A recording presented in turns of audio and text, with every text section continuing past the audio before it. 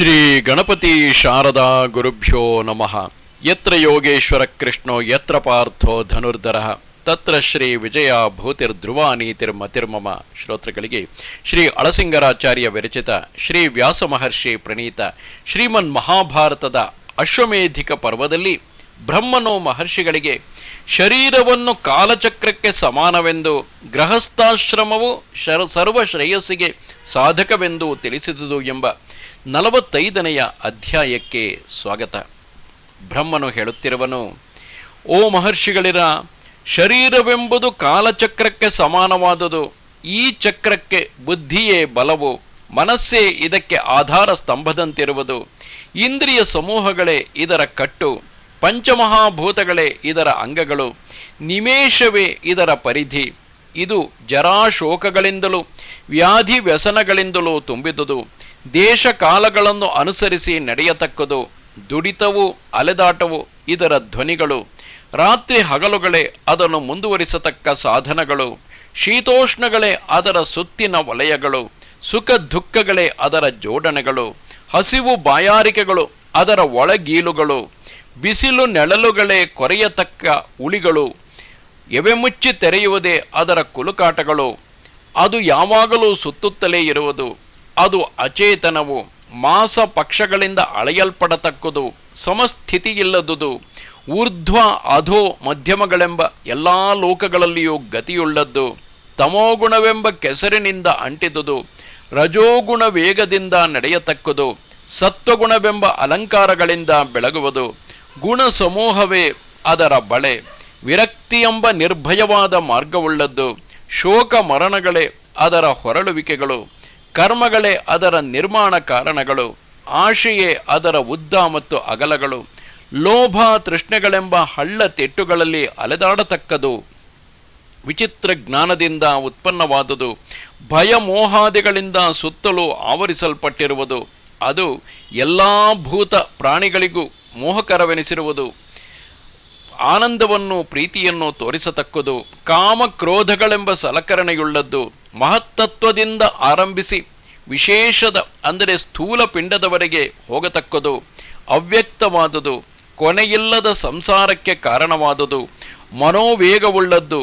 ಇಂತಹ ಕಾಲಚಕ್ರವು ಅಥವಾ ಶರೀರವು ವಿರಾಮವಿಲ್ಲದೆ ಹರಿಯುತ್ತಲೇ ನಡೆಯುತ್ತಲೇ ಇರುವುದು.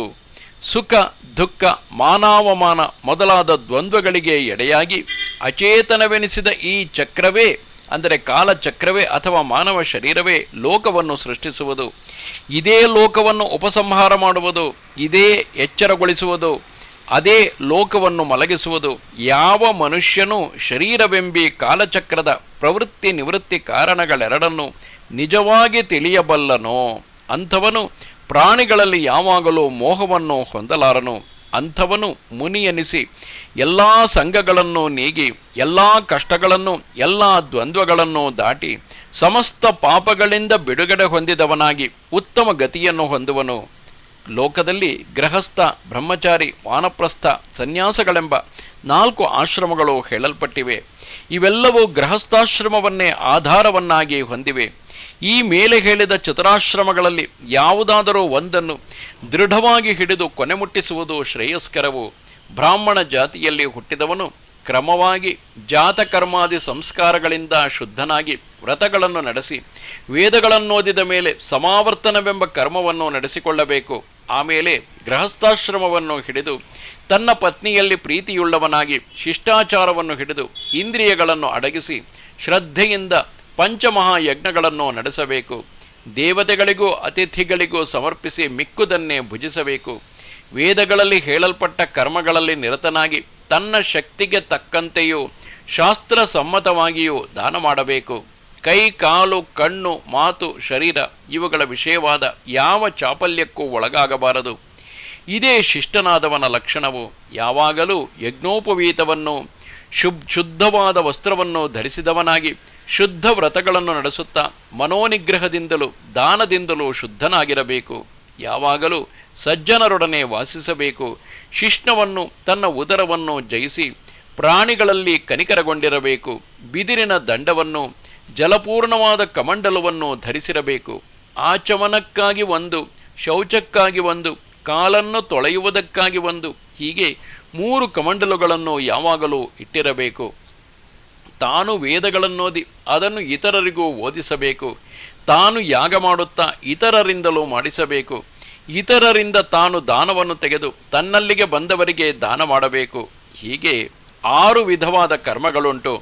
ಬ್ರಾಹ್ಮಣನಿಗೆ ಆ 6 ಕರ್ಮಗಳಲ್ಲಿ 3 ಕರ್ಮಗಳು ಎಂದರೆ ಯಾಗ ಮಾಡಿಸುವುದು, ವೇದಗಳನ್ನು ಹೇಳಿಕೊಡುವುದು, ಶುದ್ಧವಾದ ಕಡೆಯಿಂದ ಪ್ರತಿಗ್ರಹವನ್ನು ಮಾಡುವುದು ಮುಖ್ಯವಾದವು. ಇದು ಹೊರತು ಬೇರೆ 3 ಕರ್ಮಗಳು ಬ್ರಾಹ್ಮಣನಿಗೆ ಧರ್ಮಯುಕ್ತಗಳೇ ಆಗಿವೆ. ಈ ಷಟ್ಕರ್ಮಗಳನ್ನು ಎಚ್ಚರಿಕೆಯಿಂದ ನಡೆಸುತ್ತಾ ಮನಸ್ಸನ್ನು ನಿಗ್ರಹಿಸಿ ಎಲ್ಲ ಭೂತಗಳಲ್ಲಿಯೂ ದಯೆಯನ್ನು ಸ್ನೇಹವನ್ನು ತೋರಿಸುತ್ತಾ ಸರ್ವಸಮನಾಗಿ ಮಿತಭಾಷಿಯಾಗಿ ಇರಬೇಕಾದುದು ಬ್ರಾಹ್ಮಣನ ಧರ್ಮವು. ಹೀಗೆ ಶುದ್ಧನಾದ ಬ್ರಾಹ್ಮಣನು ಗೃಹಸ್ಥ ಧರ್ಮದಿಂದಲೇ ಸ್ವರ್ಗವನ್ನು ಜಯಿಸಬಹುದು. ಇದು ಶ್ರೀಮನ್ ಮಹಾಭಾರತದ ಅಶ್ವಮೇಧಿಕ ಪರ್ವದಲ್ಲಿ 45ನೆಯ ಅಧ್ಯಾಯವು. ನಮಸ್ತೆ ಶಾರದೆ ದೇವಿ ಕಾಶ್ಮೀರ ಪುರವಾಸಿನಿ ತ್ವಾಮಹಂ ಪ್ರಾರ್ಥಯೇ ನಿತ್ಯಂ ವಿದ್ಯಾದಾನಂಚ ದೇಹಿಮೆ. ನಮಸ್ಕಾರ.